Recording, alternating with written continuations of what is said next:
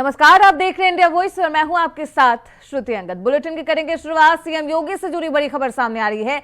2 दिन के गोरखपुर दौरे पर रहेंगे सीएम योगी आदित्यनाथ। दोपहर बाद सीएम योगी जनता इंटर कॉलेज चरगावा पहुंचेंगे। 1500 से ज्यादा करोड़ के विकास कार्यों की वो आज सौगात देंगे। 1478.82 करोड़ और 53 करोड़ के विकास कार्यों का करेंगे कल्याण। राजकीय कृषि विद्यालय और छात्रावास का करेंगे लोकार्पण। सीएम योगी न्यू ईयर का गिफ्ट देंगे आज जनता को। ऐसे में सीएम योगी आदित्यनाथ का गोरखपुर दौरा बेहद महत्वपूर्ण माना जा रहा है। नए साल के अवसर पर आज गोरखपुर की जनता को सीएम योगी आदित्यनाथ सौगात देने वाले हैं। 2 दिन के दौरे पर रहेंगे सीएम योगी आदित्यनाथ, जिसको देखते हुए प्रशासन की तरफ से तमाम व्यवस्थाएं की गई है। परियोजनाओं का सौगात देंगे सीएम योगी। तो 2 दिन के गोरखपुर दौरे पर रहेंगे सीएम योगी आदित्यनाथ, जिसको लेकर प्रशासन की तरफ से तमाम व्यवस्थाएं की गई है। 2 दिन के दौरे पर है सीएम योगी आदित्यनाथ। उनका ये दौरा बेहद अहम। नए साल के अवसर पर गोरखपुर की जनता को सौगात देंगे सीएम योगी। तो गोरखपुर के लिए रवाना होंगे सीएम योगी आदित्यनाथ। 2 दिन के दौरे पर होंगे सीएम योगी।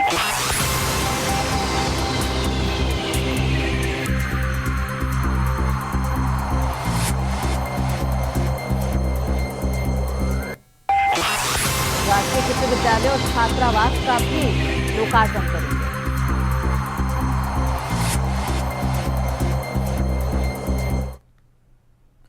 वहीं मथुरा से बड़ी खबर सामने आ रही है। आगरा दिल्ली नेशनल हाईवे पर बड़ा हादसा हो गया है। हादसा होने से टल गया है। अनियंत्रित होकर पलटा गैस कैप्सूल टैंकर। गोवर्धन चौराहे के पास पलटा है गैस कैप्सूल टैंकर। पानीपत से खाली कर रिफाइनरी आ रहा था टैंकर। प्रोपलीन गैस का बताया गया है कैप्सूल टैंकर। पुलिस और रिफाइनरी के कर्मचारी मौके पर मौजूद है। तो आगरा दिल्ली नेशनल हाईवे पर बड़ा हादसा होने से टल गया है। अनियंत्रित होकर पलटा है गैस कैप्सूल टैंकर। गोवर्धन चौराहे के पास पलटा है गैस कैप्सूल टैंकर। पानीपत से खाली कर रिफाइनरी आ रहा था टैंकर। हादसा होने से टल गया है। प्रोपलीन गैस का ये टैंकर बताया जा रहा है। पुलिस और रिफाइनरी के कर्मचारी मौके पर पहुंचे हैं। प्रशासन वहां पर तैनात है। तो आगरा दिल्ली नेशनल हाईवे पर हादसा होने से टल गया है। अनियंत्रित होकर गैस कैप्सूल टैंकर पलट गया। गोवर्धन चौराहे के पास यह हादसा हुआ है और पानीपत से खाली कर रिफाइनरी जा रहा था ये टैंकर। प्रोपलीन गैस का बताया गया है कैप्सूल टैंकर। पुलिस और रिफाइनरी के कर्मचारी मौके पर पहुंचे हैं और पुलिस प्रशासन कार्रवाई भी कर रही है। तो अनियंत्रित होकर टैंकर पलट गया है। हालांकि कोई हताहत नहीं हुई है। टैंकर खाली होकर रिफाइनरी जा रहा था, तभी यह हादसा हुआ। अनियंत्रित होकर गैस कैप्सूल टैंकर पलट गया। गोवर्धन चौराहे के पास पलटा है गैस कैप्सूल टैंकर। पानीपत से खाली कर रिफाइनरी जा रहा था। प्रोपलीन गैस का ये कैप्सूल टैंकर बताया जा रहा है। पुलिस और रिफाइनरी के कर्मचारी मौके पर पहुंचे हैं। प्रोपलीन गैस होती है, वो खाली है। कोई दिक्कत वाली बात नहीं, खाली गाड़ी है। थोड़ा सा प्रेशर का इशू रहता है इसमें, बस ज़्यादा नहीं है। कोई मतलब पर क्या होता है, बस उड़ जाएगा 10 मिनट में। अगर इसको रिलीज कर देंगे तो 10 मिनट में खाली हो जाएगा। रोका गया, उसका वाल का प्रेशर मीटर टूट गया। इस चक्कर में ट्रैफिक रोका गया। मैं मथुरा बरारी से ही आया हूँ, आशीष जायसवाल नाम है। वही खबर मथुरा से है, जहां ठाकुर बांके बिहारी मंदिर मार्ग पर श्रद्धालुओं की भारी भीड़ में अर्थी फंस गई। नए साल के मौके पर श्रद्धालुओं की भारी भीड़ के बीच में अर्थी फंस गई है, जो कि वायरल वीडियो में साफ तौर पर दिखाई दे रहा है। तो नए साल के अवसर पर ठाकुर बांके बिहारी मंदिर में लोग दर्शन करने आए थे। श्रद्धालुओं की भारी भीड़ थी। ऐसे में वहां पर कुछ ऐसे वीडियोस भी सामने आए जो लोगों को हैरान कर रहे हैं। उसी में एक अर्थी भी इस दौरान फंसी हुई नजर आई। आप वीडियो में साफ तौर पर देख सकते हैं। कड़ी मशक्कत के बाद अर्थी में शामिल लोग मोक्ष धाम तक पहुंच पाए। दाऊजी तिराहा पर भारी भीड़ के कारण अर्थी का आगे बढ़ना मुश्किल हो गया था। ठाकुर बांके बिहारी जी के दर्शन के लिए बड़ी संख्या में आने वाले श्रद्धालुओं का यही मुख्य मार्ग है और स्थानीय लोगों को इसी मार्ग से होकर भी निकलना होता है। तो ये स्थिति होना तो कहीं ना कहीं तय था, लेकिन अब सवाल ये बन रहा है कि प्रशासन की ओर से नए साल की इन तैयारियों के बाद भी ये हालत कैसे हो गई।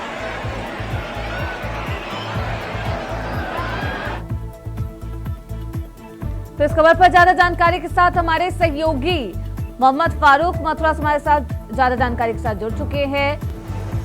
फारूक, क्या कुछ है ये पूरा मामला और आखिरकार इसके बाद अर्थी को यहाँ से कैसे निकाला गया? जो वीडियो हमारे सामने है ये बेहद विकट परिस्थिति को दर्शा रहा है। जी बिल्कुल श्रुति, ये मामला जो है ठाकुर बांके बिहारी जी मंदिर वाले मार्ग का मामला है और इसी मार्ग से ज्यादातर लोग जाते हैं। कल 1 जनवरी को ठाकुर बांके बिहारी जी के दर्शन करने के लिए लाखों श्रद्धालुओं की भीड़ लगी हुई थी। इसी दौरान एक अर्थी वहां से निकलती है और अर्थी जो है भीड़ में फंस जाती है। परिजन और तमाम जो क्षेत्रीय लोग थे उस अर्थी को निकालने का काफी प्रयास करते हैं, लेकिन भीड़ में अर्थी फंस जाती है। ये वायरल वीडियो जो है नए साल के मौके पर लगातार वायरल हो रहा है। इस वीडियो में साफ तौर पर देखा जाता है कि कड़ी मशक्कत के बाद अर्थी में शामिल लोग मोक्ष धाम पहुंचते हैं। प्रत्यक्षदर्शियों के अनुसार बुधवार को 11 बजे शव यात्रा श्री बांके बिहारी बाजार से होते हुए मोक्ष धाम के लिए निकली थी। ये मामला दाऊजी तिराहे का है, जहां भारी भीड़ के कारण अर्थी का आगे बढ़ना मुश्किल हो गया। परिजन और स्थानीय लोग भीड़ के बीच अर्थी को मोक्ष धाम की ओर श्रुति ले जा रहे थे। तभी जो है अर्थी बीच में फंस जाती है, क्योंकि श्रद्धालुओं की, भक्तों की लाखों की देर तक फारूक अर्थी यहाँ फंसी रही। साथ ही साथ सवाल ये भी उठ रहा है, क्योंकि प्रशासन को पहले से ही अंदाजा था कि इतनी संख्या में श्रद्धालु आएंगे बांके बिहारी जी के दर्शन करने के लिए, फिर क्यों इस तरीके की तैयारी की गई? जी बिल्कुल श्रुति, प्रशासन तो लगातार जो है लगा हुआ था, लेकिन रास्ता एक दाऊजी तिराहे वाला जो रास्ता है वो मुख्य रास्ता है, वहीं से लोग निकलते हैं और यही रास्ता जो है ठाकुर बांके बिहारी मंदिर के लिए जाता है। इसको दाऊजी तिराहा बोलते हैं और लेकिन इस पर भारी भीड़ होने के चलते जो है तभी एक अर्थी निकलती है, वो महिला होती हैं और वो अर्थी जो है फंस जाती है भीड़ में। ठाकुर बांके बिहारी जी के दर्शन के लिए बड़ी संख्या में श्रद्धालु आए हुए हैं और मुख्य मार्ग यही होने के कारण स्थानीय लोगों को इसी मार्ग से होकर निकलना होता है। इसको लेकर अर्थी काफी देर तक फंसी रही। बहुत मुश्किल अर्थी को परिजन और स्थानीय लोग जो है मोक्ष धाम तक ले जा सकेगी। अब सवाल ये है फारूक, क्योंकि जिस तरीके से हम देख रहे हैं मंदिर का रास्ता भी एक है, मोक्ष धाम का भी रास्ता क्या एक है, क्या अर्थी किसी और मार्ग से नहीं जा सकती थी मोक्ष धाम तक? जी बिल्कुल श्रुति, जो है और अन्य मार्ग से भी अर्थी जा सकती थी, लेकिन जो परिजन हैं उन्होंने इस मार्ग से जल्दी पहुंचने का, यानी मोक्ष धाम के लिए जल्दी पहुंचने का वही रास्ता था कि मोक्ष धाम तक जल्दी पहुंच जाएंगे अर्थी, लेकिन दूसरे रास्ते से भी ले जा सकते थे। लेकिन वृंदावन में कई दिन से लगातार भक्तों की भीड़ है और चारों तरफ जाम की स्थिति है। उसी को देखते हुए परिजनों ने सोचा कि यहाँ से निर्णय किया कि इसी रास्ते से ले चलें और जैसे भी होगा मोक्ष धाम तक अर्थी को लेकर जाएंगे। ये वीडियो जो है बहुत तेजी से मथुरा में वायरल हो रहा है। जी बिल्कुल, ये वीडियो सोशल मीडिया पर वायरल है और ऐसे में प्रशासन पर भी सवाल उठाए जा रहे हैं। अब क्योंकि मथुरा से एक ये वीडियो सामने आया, दूसरी तरफ एक हादसा जो होते होते टल गया है आगरा दिल्ली नेशनल हाईवे पर, बड़ा हादसा होने से टला है। किस तरीके से यह हादसा हो गया और क्यों, हादसे की वजह क्या कुछ बताई जा रही है, अभी वहां पर कैसी स्थिति है फारूक? जी बिल्कुल श्रुति, आपको बता दें कि आगरा दिल्ली नेशनल हाईवे पर ये बड़ा हादसा होने से टला है। बिल्कुल जयपुर जैसा हादसा हो सकता था। गोवर्धन चौराहे के समीप एक अनियंत्रित होकर कैप्सूल टैंकर जो है पलट गया। ये पानीपत से खाली कर रिफाइनरी आ रहा था ये कैप्सूल टैंकर, क्योंकि इसमें प्रोपलीन गैस को बताया गया है। गैस जो है खाली करके आ रहा था, लेकिन गैस का कहीं ना कहीं थोड़ा बहुत प्रेशर रह जाता है। अगर इसके अंदर गैस होती तो जरूर जो है एक जयपुर जैसा हादसा हो सकता था। सूचना पर इलाका पुलिस और रिफाइनरी के कर्मचारी मौके पर पहुंच गए और तत्काल जो है कैंटर को हटाने की व्यवस्था होने लगी। लेकिन जो लापरवाही किसकी है फारूक? आखिर अनियंत्रित किस तरीके से हुई? क्या नींद में था चालक या फिर कोई और वजह, नशे में था? जी बिल्कुल, इस बात से इनकार नहीं किया जा सकता है कि ये लापरवाही जो है चालक की है और चालक द्वारा या तो नशा किया गया था या चालक को झपकी आई है। इसमें जरूर कुछ ना कुछ मामला सामने निकलकर अभी नहीं आया है कि चालक की लापरवाही किस तरीके से थी। या तो चालक द्वारा जो है कोई नशीले पदार्थ का सेवन किया गया था या चालक जो है नींद की झपकी आने के कारण ये अनियंत्रित होकर पलटा। और यदि इसमें गैस होती तो ये बिल्कुल जयपुर जैसा हादसा होने से नहीं रोक सकता था। ये एक बड़ी अनहोनी टल गई है। मथुरा का ये बड़ा हादसा जो है होने से टला है। श्रुति, सोचिए अभी उस हादसे से पूरा देश उभरा भी नहीं है फारूक, और उसके बाद एक और ऐसा हादसा हो जाता। हालांकि शुक्र है भगवान का कि पानीपत से ये टैंक खाली होकर रवाना हो रहा था और हादसा होने से टल गया। बहुत शुक्रिया मोहम्मद फारूक आपका इन तमाम जानकारियों के लिए। वहीं कोटपुतली में बोरवेल में फंसी चेतना को 170 फीट गहराई से 10 दिन बाद बाहर निकाल लिया गया है, लेकिन बच्ची को बचाया नहीं जा सका। जिला प्रशासन की टीम ने सुरंग खोदकर बच्ची को बाहर तो निकाल लिया है, लेकिन बच्ची अब जिंदगी से हार गई है। उसे अस्पताल ले जाया गया, जहां डॉक्टरों ने बच्ची को मृत घोषित कर दिया। आपको बता दें कि दिशा भटकने से रेस्क्यू में देरी हुई। तकनीकी खामियां और दिशा भटकने के कारण ये प्रयास सफल नहीं हो सका। रेस्क्यू टीम के रास्ते और उस रास्ता को भटकने को लेकर अब सवाल उठाए जा रहे हैं कि आखिर सुरंग की दिशा गलत कैसे हो सकती है? क्या इतनी दूरदर्शिता भी प्रशासन और एनडीआरएफ और एसडीआरएफ के अधिकारियों के पास नहीं था? मासूम चेतना को बाहर तो निकाल लिया गया है, लेकिन उसकी मौत हो गई है, जिसके बाद से रेस्क्यू टीम पर तमाम सवाल उठाए जा रहे हैं।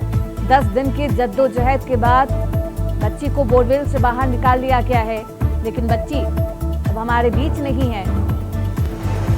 तो मासूम बच्ची को बचाया नहीं जा सका है। रेस्क्यू टीम को बोरवेल से बच्ची मृत अवस्था में मिली और बोरवेल से बाहर निकालने के बाद उसे अस्पताल ले जाया गया, जहां उसे मृत घोषित कर दिया गया। हमारे साथ हमारे सहयोगी सीताराम गुप्ता ज्यादा जानकारी के साथ फोन लाइन पर जुड़ चुके हैं। सीताराम, 10 दिन के बाद रेस्क्यू टीम को तो सफलता मिली है, लेकिन मासूम चेतना जिंदगी से हार गई।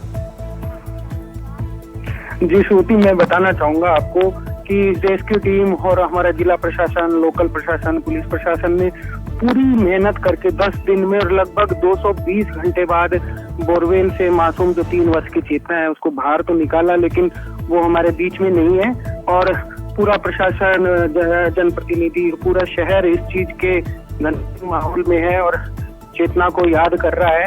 हाँ। लेकिन कहीं ना कहीं रेस्क्यू में कमी रही है और प्रशासन पूरा इसमें बिल्कुल लापरवाही पूरी नजर आती है और जनता भी इस बात को स्वीकार कर रही है कि प्रशासन। सीताराम, हम अपनी गलती से कुछ भी नहीं सीख पा रहे। दौसा में कुछ ही दिन पहले, इस घटना से कुछ दिन पहले ही एक हादसा हुआ था जिसमें मासूम बच्चे आर्यन को सभी ने खो दिया, इस देश ने खो दिया, और एक बार फिर से ऐसी घटना घटती है।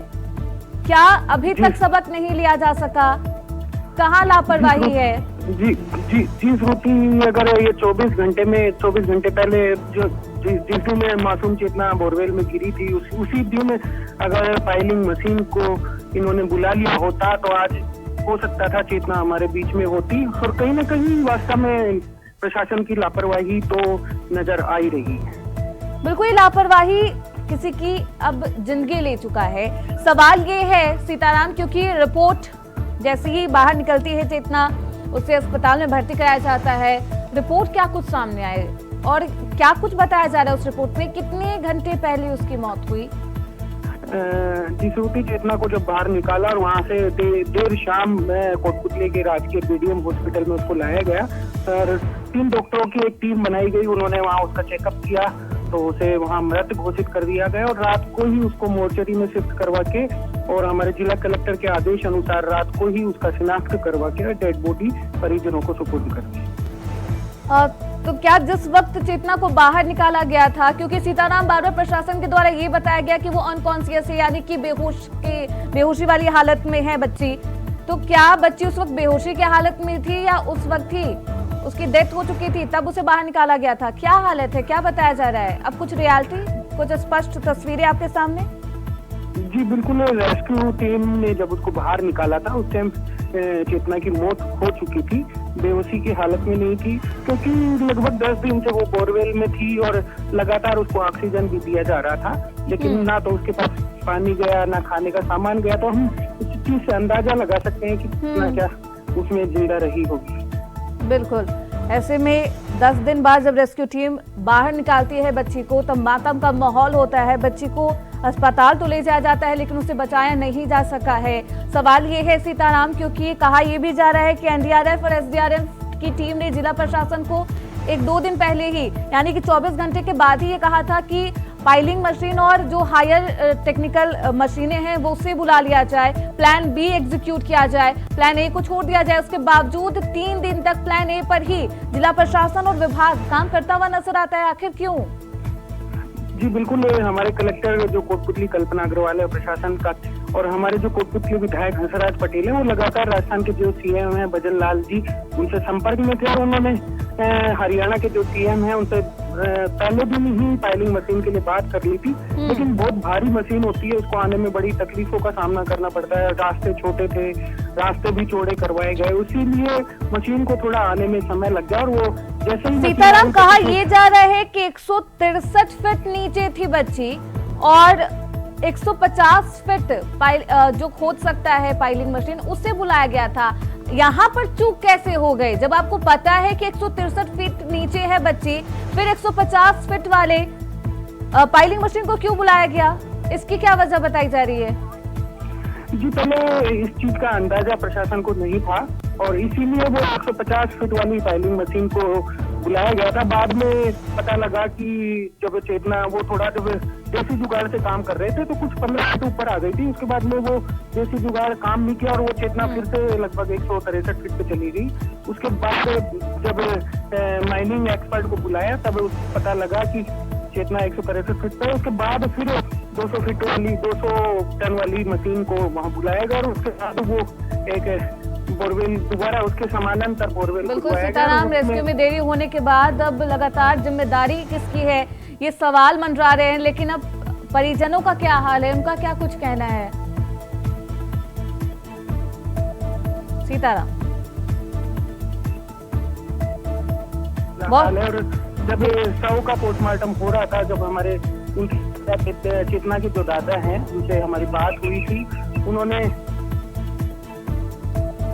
बहुत शुक्रिया सीताराम। ऐसे में परिजन और परिवार में मातम का माहौल है और रेस्क्यू टीम पर भी सवाल उठाए जा रहे हैं। बहुत शुक्रिया सीताराम आपका इन तमाम जानकारियों के लिए। खबर लखनऊ से, जहां रिश्तों को शर्मसार कर देने वाला मामला सामने आया। दरअसल प्रेमी संग मिलकर पत्नी ने पति की हत्या करवा दी, जिसको लेकर पुलिस ने खुलासा कर दिया है। फिलहाल पुलिस ने पत्नी और उसके 3 साथी आरोपियों को गिरफ्तार कर लिया है। पुलिस ने बताया कि पत्नी ने अवैध संबंध को छिपाने के लिए पति को रास्ते से हटाने के लिए हत्या की साजिश रची और अब गिरफ्तार कर लिया जा चुका है दोनों ही आरोपियों को।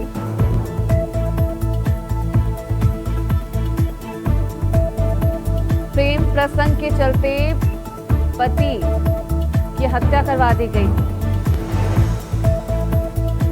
आरोपियों को गिरफ्तार कर लिया है।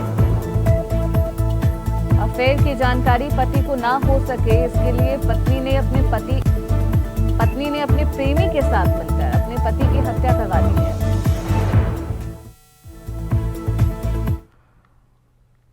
खबर हमीरपुर से है। राठवाली क्षेत्र के सैदपुर इलाके का मामला प्रकाश में आया, जहां तेज रफ्तार का कहर देखने को मिला है। दरअसल तेज रफ्तार के ट्रक ने राहगीर को रौंद डाला है, जिससे ट्रक के नीचे दबकर राहगीरों की दर्दनाक मौत हो गई है। ट्रक चालक ट्रक छोड़कर मौके से फरार बताया जा रहा है। सूचना पर पहुंची पुलिस युवक के शव को कब्जे में लेकर पोस्टमार्टम के लिए भेज दी है। तो ट्रक ने राहगीर को कुचल दिया है, जिससे उसकी दर्दनाक मौत हो गई है। पुलिस प्रशासन के द्वारा शव को कब्जे में ले लिया गया है, पोस्टमार्टम के लिए उसे भेज दिया गया है। हालांकि अभी भी पुलिस की गिरफ्त से ट्रक चालक फरार बताया जा रहा है। तो बेहद दूर उसकी गिरफ्तारी के लिए पुलिस प्रशासन काम करता हुआ नजर आ रहा है। तो राठवाली क्षेत्र के सैदपुर इलाके का ये पूरा मामला बताया जा रहा है, जहां ट्रक ने राहगीर को कुचल डाला, जिससे उसकी दर्दनाक मौत हो गई।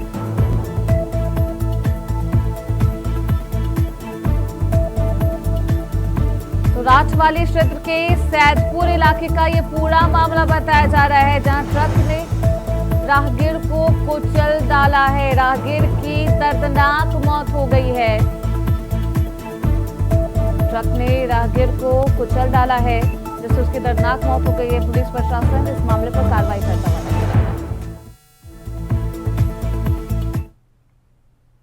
मेरठ के लिसाड़ी गेट क्षेत्र में एसपी सिटी की टीम ताबड़तोड़ कार्रवाई करती हुई नजर आ रही, जहां लिसाड़ी गेट क्षेत्र में चल रहे अवैध कारोबार पर छापेमारी की गई। नए साल की सुबह सुबह लिसाड़ी गेट क्षेत्र में चल रहे मिलावटी डीजल पेट्रोल के ठिकानों पर छापा मारकर भारी तादाद में मिलावटी डीजल पेट्रोल बरामद किए गए हैं। वहीं आरोपियों की तलाश में छापेमारी की जा रही है। पुलिस फरार आरोपियों को गिरफ्तार करने के लिए एक्शन मोड में नजर आ रही है। प्रशासन की ये दबिश अवैध पेट्रोल डीजल के ठिकानों पर पुलिस प्रशासन ने इस तरीके से छापा मारा है। मिलावटी पेट्रोल और डीजल बरामद किए हैं।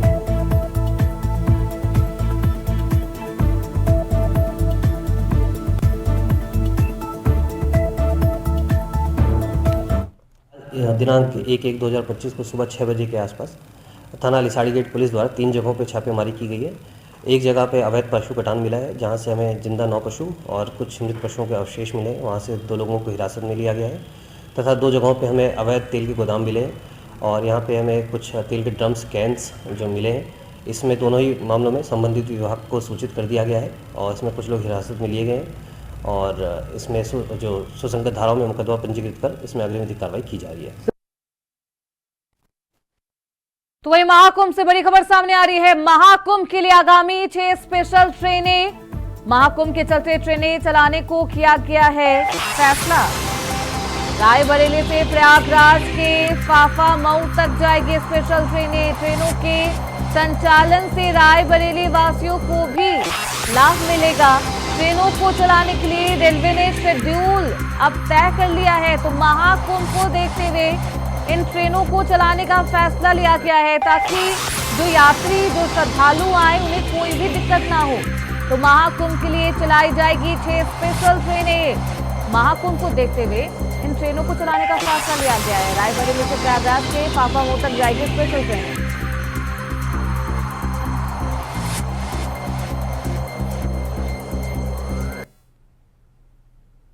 तो वहीं हाथरस में आगरा अलीगढ़ नेशनल हाईवे पर एक ट्रक अनियंत्रित होकर बाइक सवारों के ऊपर पलट गया।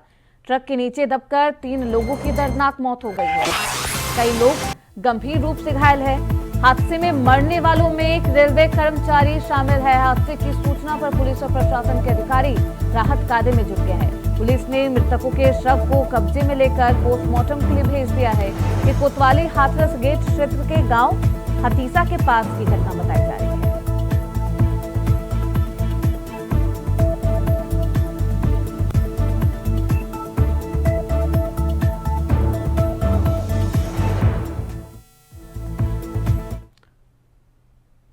तो फिलहाल इसी के साथ इस बुलेटिन में बस इतना ही। देखते रहिए इंडिया वॉइस।